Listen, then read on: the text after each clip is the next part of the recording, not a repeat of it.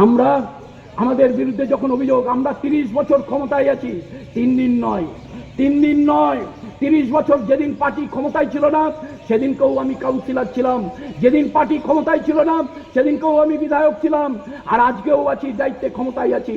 কিন্তু কোনোদিনও আত্মসমর্পণ করিনি, অন্যায়ের সাথে আপোষ করিনি, সমঝোতা করিনি।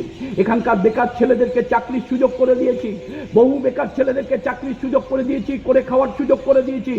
কখনো কাটমানি খাইনি, চাকরি দেওয়ার নাম করে কখনো হাত পেতে টাকা নিইনি, কারোর সাথে গাদ্দারি করিনি, বেইমানি করিনি।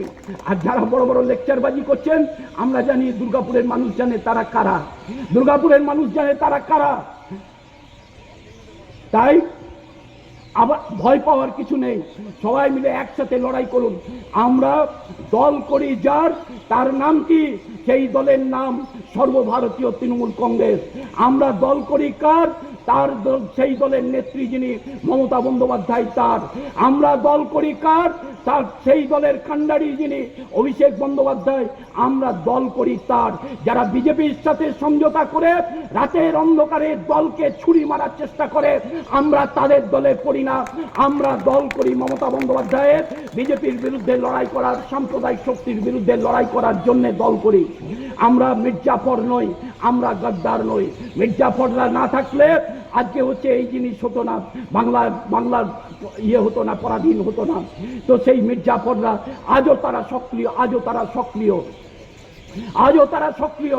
আর কেউ ভাববেন না তুমকো দুদিন ক্ষমতা পেয়েছি, বিশ্বনাথ পারিয়ালকে চাপ দিলেই, বিশ্বনাথ পারিয়ালের চরিত্র হনন করলে, আর বিশ্বনাথ পারিয়ালের বিরুদ্ধে দুটো গালাগালি করলে বিশ্বনাথ পারিয়াল ভয়ে ঘর ঢুকে যাবে, চুপ করে বসে যাবে, এটা যদি কেউ মনে করে থাকেন তারা মূর্খের স্বর্গে বসবাস করছেন। তাই আপনাদেরকে বলি, চলুন আমরা সবাই মিলে একসাথে আগামীকাল জনগর্জন সভায় সমবেতভাবে সেই অন্যায় এবং অত্যাচারের বিরুদ্ধে, এবং যে সাম্প্রদায়িক শক্তি ধর্মীয় মেরুকরণের নামে ভারতবর্ষকে দুর্বল করার চেষ্টা করছে, আমাদের রাজ্যকে কালিমালিপ্ত করার চেষ্টা করছে, তাদের বিরুদ্ধে আসুন আমরা সবাই মিলে গর্জে উঠি, তাদের বিরুদ্ধে লড়াই করার অঙ্গীকার গ্রহণ করেছে। আজকের এই সাম্প্রদায়িক শক্তির বিরুদ্ধে আগামী দিনেও সেই লড়াই চলবে। যদি কেউ মনে করে থাকে যে পেছন থেকে দড়ি দিয়ে টেনে ধরে রাখবো, মূর্খের স্বর্গে বসবাস করছেন, আমাদের টেনে ধরে রাখা যাবে না। কেউ ভাবছেন মন্ত্রীর ক্ষমতায় বলিয়ান হয়ে, অনেক প্রভাবশালী নেতৃত্বের ক্ষমতায় বলিয়ান হয়ে পেছন থেকে টেনে ধরবেন, তাদের বলি মূর্খের স্বর্গে বসবাস করি। আমরা পদলেহন করে নেতা হইনি, আমরা কারুর কামচাবাজি করে নেতা তৈরি হয়নি। মানুষ আমাদের নেতা তৈরি করেছে, মানুষ আমাদের তৈরি করেছে, নেতৃত্বের প্রথম সারিতে নিয়ে এসছে। 1997 সালে প্রথম আমি 30 নম্বর ওয়ার্ড থেকে কাউন্সিলরের প্রতিদ্বন্দ্বিতা করেছিলাম। আপনারা দেখেছিলেন তখন মার্ক্সবাদী কমিউনিস্ট পার্টি মধ্য গগনে আমি হচ্ছে যে তখন লড়াই করেছিলাম। যিনি আমার বিরুদ্ধে দাঁড়িয়েছিলেন প্রয়াত নীরব কর্মকার, তাকে 384 ভোটে প্রথম আমি হারিয়েছিলাম। আর 2002 সালে যে নির্বাচন হয়েছিল, গোটা জেলার মার্ক্সবাদী কমিউনিস্ট পার্টি মদন ঘোষ থেকে বংশগোপাল চৌধুরী দুর্গাপুর প্রজেক্টের গেস্ট হাউসে বসে তারা হচ্ছে 7টা থানার ওসিকে দায়িত্ব দিয়ে আমাকে হারাবার চেষ্টা করেছিলেন।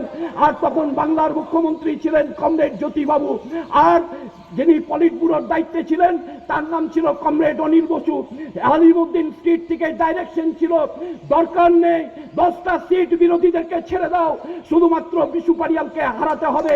সেই পরিকল্পনা নিয়ে 2002 সালে কিছু পরের লোক যারা সেদিন নির্বাচনে দাঁড়িয়েছিলেন, প্রতিদ্বন্দ্বিতা করেছিলেন, যারা নিজেদেরকে দাবি করে আমি করঙ্গপাড়া গ্রামের ভূমিপুত্র, সেই করঙ্গপাড়া গ্রামের 2300 মানুষ 2300 জুতো দিয়ে তাকে বিদায় করেছিলেন 30 নম্বর ওয়ার্ড থেকে, 30 নম্বর ওয়ার্ডের মাটি থেকে।